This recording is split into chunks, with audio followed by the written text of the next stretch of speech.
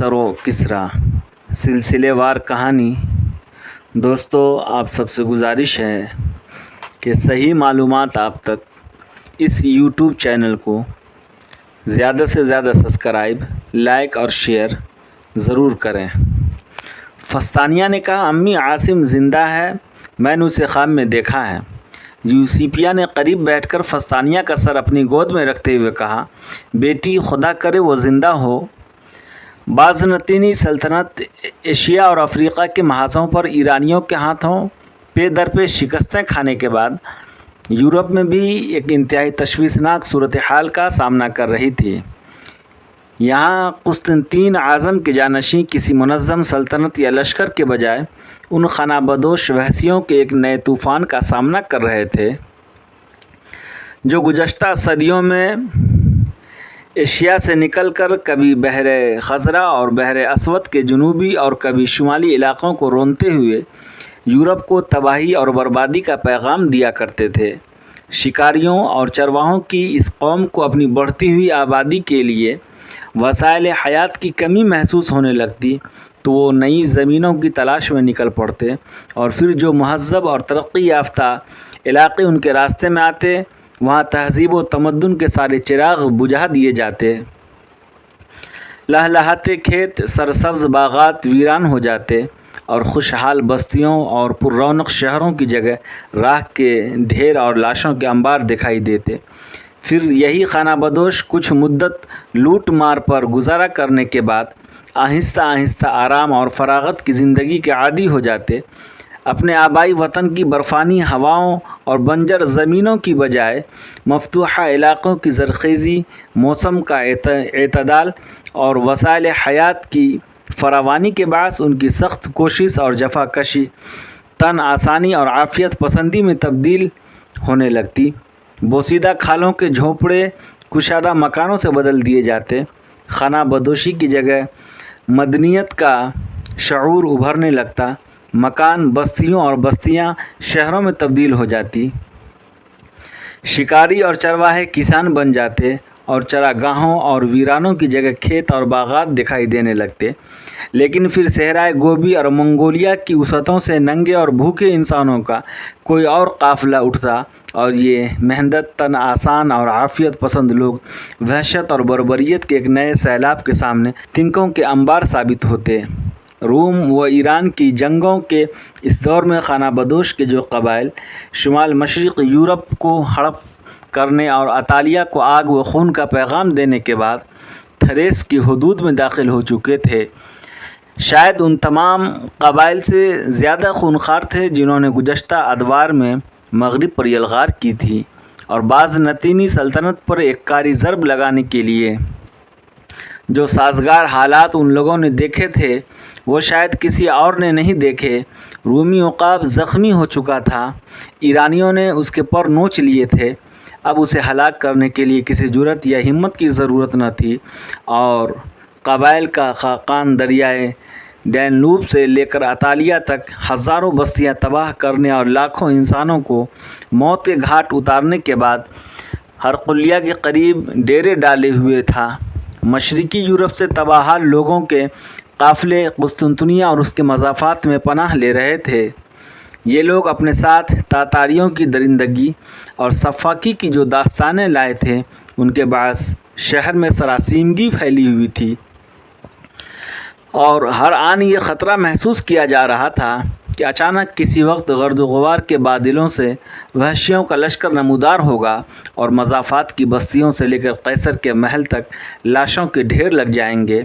افریقہ اور ایشیا میں اپنے زرخیز علاقوں سے محروم ہونے کے باعث قسطنطنیہ کے عوام پہلے ہی قحط کا سامنا کر رہے تھے، اب پناہ گزینوں کی بڑھتی ہوئی تعداد کی وجہ سے بھوک اور افلاس کا مسئلہ زیادہ تشویشناک صورت اختیار کر چکا تھا۔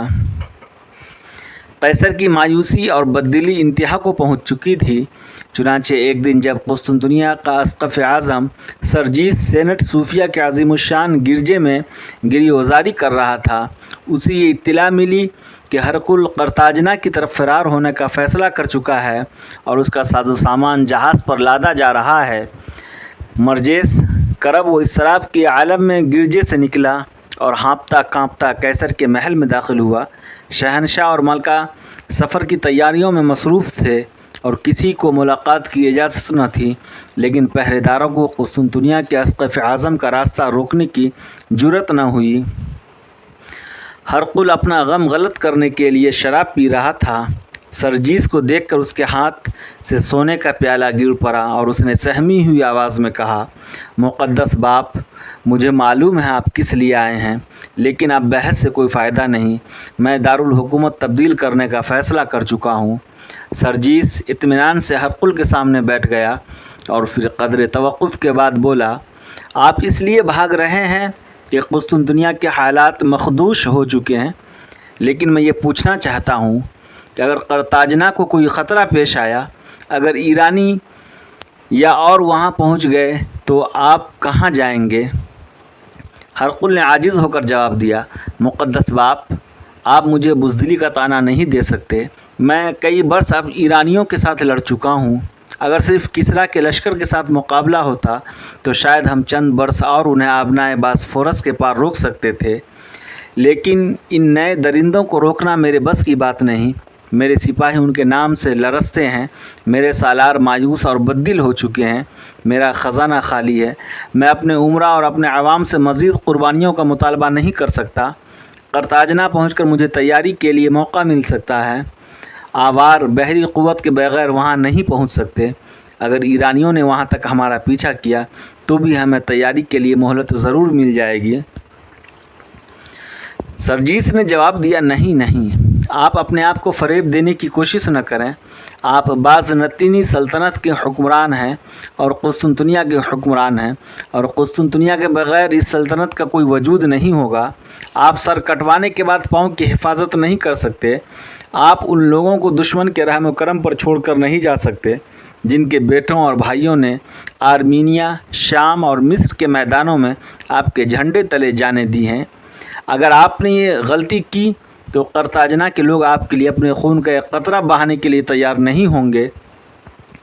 انطاکیہ، دمشق، یروشلم اور اسکندریہ چھن جانے کے بعد قسطنطنیہ اس دنیا میں عیسائیت کا آخری حصار ہے، اور اگر یہ حصار منہدم ہو گیا تو اس دنیا سے عیسائیت کے سارے چراغ بجھ جائیں گے۔ پھر ممکن ہے کہ آپ اس ظلمت کدے کے کسی نامعلوم گوشے میں چند سال اور سسکتے رہیں، لیکن جو لوگ آزادی اور عزت کی نعمتوں سے آشنا ہیں ان کے لیے ایسی زندگی کا ہر لمحہ موت سے زیادہ بھیانک ہوگا۔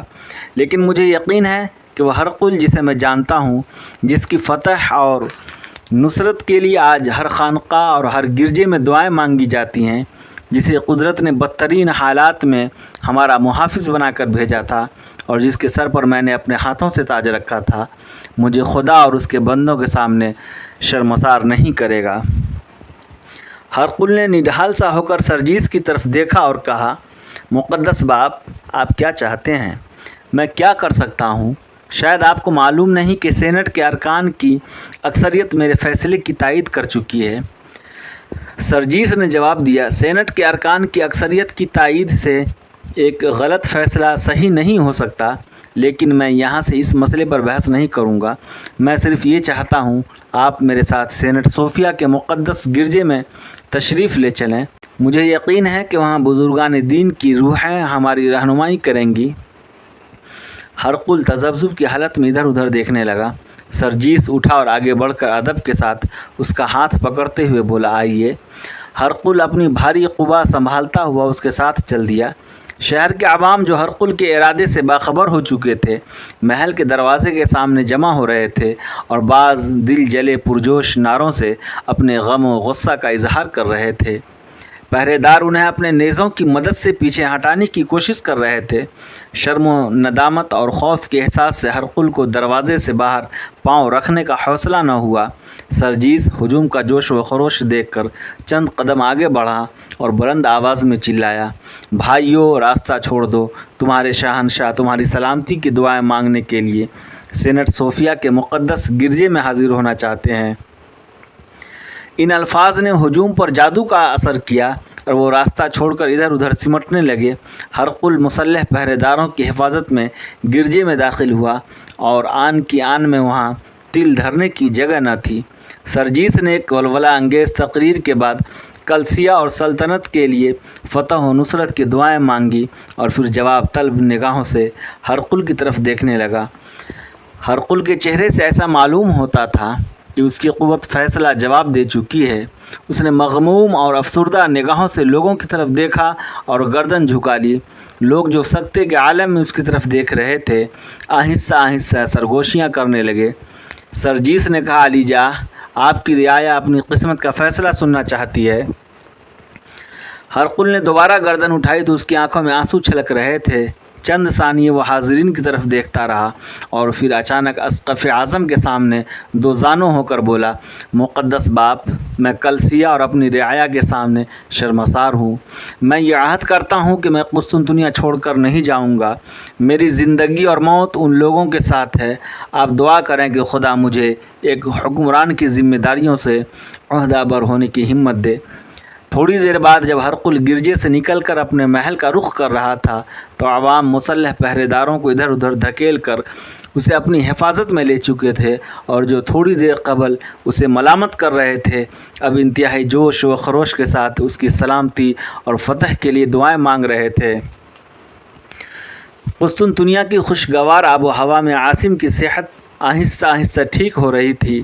کلاڈیوس کے گھر میں اسے زندگی کا ہر آرام میسر تھا۔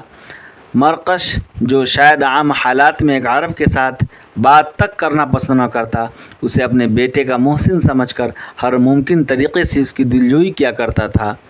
انطونیا کی طرح جولیا بھی اس کا بہت خیال رکھتی تھی۔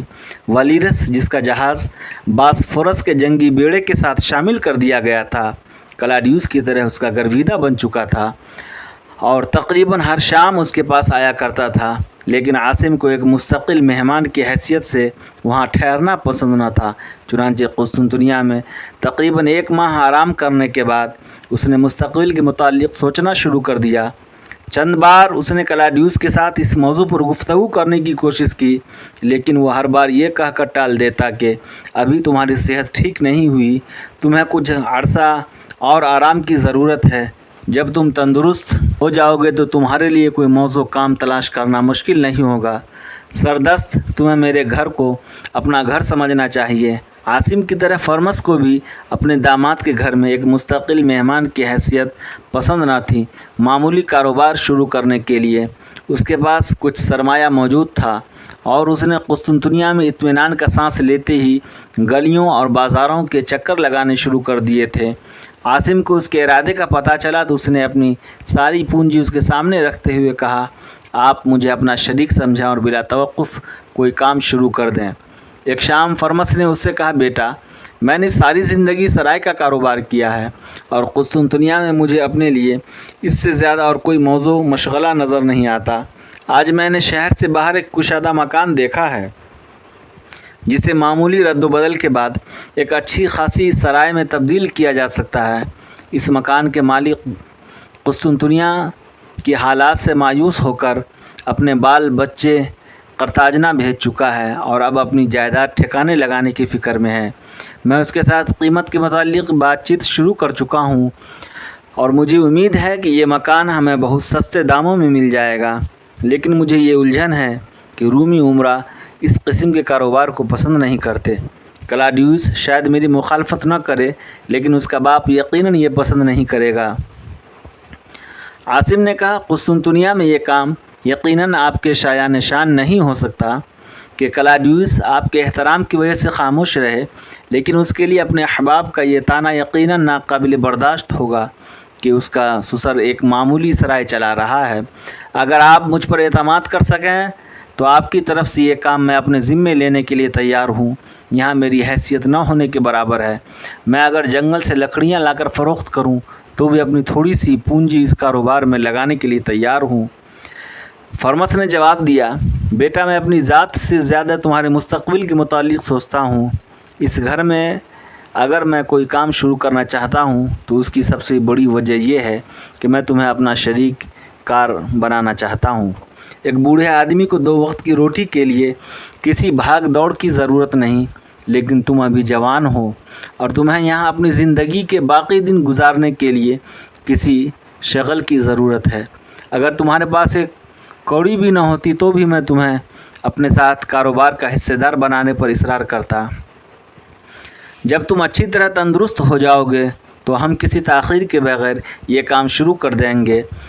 ابتدا میں تمہیں سارا کام سنبھالنا پڑے گا اور میں بظاہر ایک دوست اور مددگار کی حیثیت سے میں تمہارے پاس آیا کروں گا۔ مجھے یقین ہے کہ کچھ عرصہ بعد کلاڈیوس اور اس کا باپ ہمیں دو ساتھیوں کی حیثیت سے دیکھنے کے عادی ہو جائیں گے اور میں کھلے بند تمہارا شریک کار بن جاؤں گا۔ لیکن پہلے میں تم سے یہ پوچھنا چاہتا ہوں کہ تم سچ مچ ہمیشہ کے لیے قسطنطنیہ کے ساتھ اپنا مستقبل وابستہ کر چکے ہو؟ عاصم نے کچھ دیر سر جھکا کر سوچنے کے بعد جواب دیا، آپ کو ابھی تک اس بات کا یقین نہیں آیا کہ ماضی کے ساتھ میرے تمام رشتے ٹوٹ چکے ہیں؟ فرمس نے جواب دیا، میں اکثر یہ سوچتا ہوں تم قسطنطنیہ میں زیادہ عرصہ خوش نہیں رہ سکو گے اور کسی نہ کسی دن ماضی کی بعض حسین یادیں تمہیں ابنائے باسفورس کے پاس ضرور لے جائے گی۔